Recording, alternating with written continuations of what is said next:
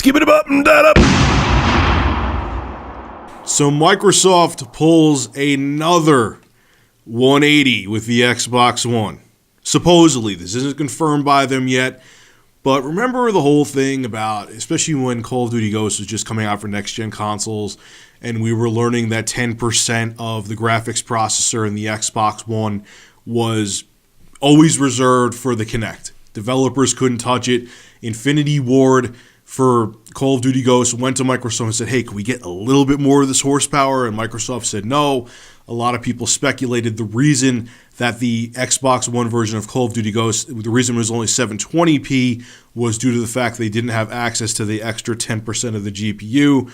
And, Microsoft was very strict on it. And the reason that people are thinking we're seeing inferior multiplats and, sub 1080p games that are even exclusive on the Xbox One is because of this. Well, Microsoft seems to be changing their mind again. There's a guy out there named Pete Dodd. He was behind last year the whole No PS4 DRM campaign, and he's released other sources of news. He's saying, he had a tweet on Twitter saying that Microsoft is now allowing developers to have 8% more access to the GPU. So only 2% now of the graphics processor has to be dedicated to the Kinect. Not 10% anymore, 2%. Now, why do I think this is? Got something here for you. Tomb Raider Fraud Edition. I'm going to keep calling it that. I got this because I'm doing a PC versus PS4 comparison. Now, if you've seen the videos on that, okay, a lot of times the game on the PS4, they had, I think it was the Lens of Truth, I'm not sure, but I saw a video where they were showing frame rates between the Xbox One and PS4, and the frame rate is usually 50 to 60 frames per second on the PS4, and it's only 30 frames per second on the Xbox One. I almost feel, and I said this in another video, I almost feel like it's the SNES day, SNES versus Sega Genesis. Multiplats 9 times out of 10 were superior on the SNES, vastly superior. And let me tell you, and IGN had a video up that was 60 frames per second, and I will tell you, damn it, the PS4 version looked vastly superior. I almost feel like we're in that boat again. And I'm sure Microsoft, when I went into GameStop, there were tons of Tomb Raider. I can't think of the actual name of it right now, Definitive Edition, because I call it fraud so much. There were tons of copies of the Xbox One and none of the PS4 version. And I'm sure Microsoft is seeing this, and with the complaints from developers. Think about it. Call of Duty Ghosts, 1080p, PS4, 720p, Xbox One. Battlefield 4, only 900p, which I think is unacceptable on the PS4, 720p on the Xbox One. You have all of the exclusives from Microsoft. The only one that's 1080p is Forza. And no offense, it's easier to make a racing game run at full high definition because you have redundant textures, you don't have the super long draw distance, so on and so forth. Microsoft, I gotta ask you, was forcing the Kinect, shoehorning it in to the launch package of the Xbox One, was it worth it? Was it worth cutting back? I believe it was on stream processors in the graphics, in the GPU of the Xbox One to cut down the cost to get the Kinect in there.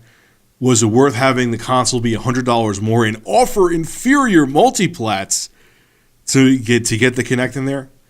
Because it's backfiring on you now, and you're seeing it.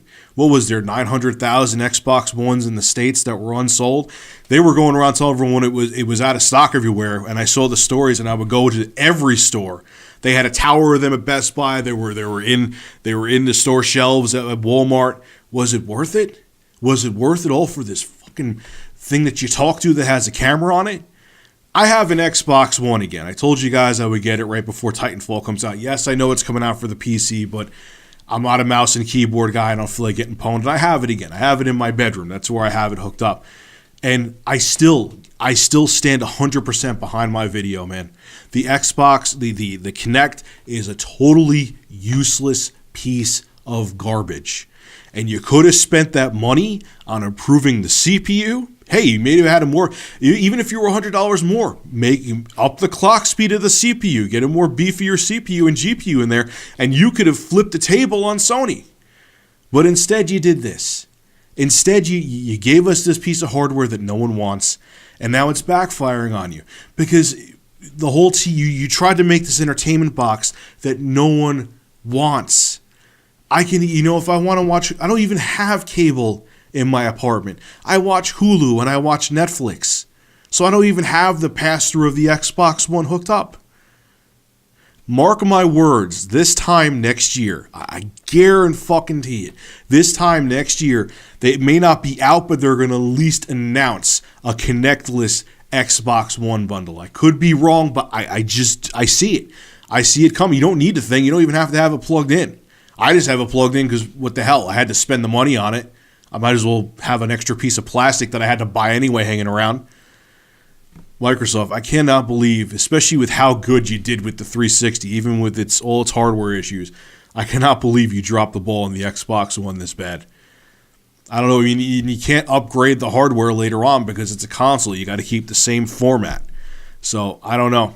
It'll be interesting to see what happens because even with this extra 8%, I don't know if, with Tomb Raider Definitive Edition, would it have run almost at 60 frames per second in the Xbox One with this extra 8% horsepower that developers now have access to? Supposedly, it's not confirmed by Microsoft yet.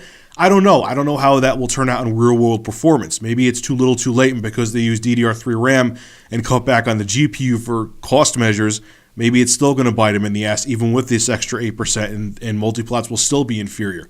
We'll have to wait and see, but they should have just designed, and same with Nintendo, they should have just designed a straightforward powerhouse gaming system and not put all this other shit in that no one wants.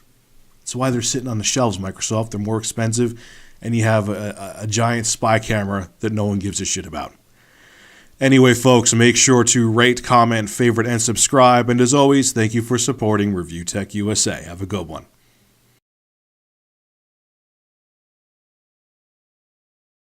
Now, when you think about it, I have a small penis. Fuck. I fucked that up.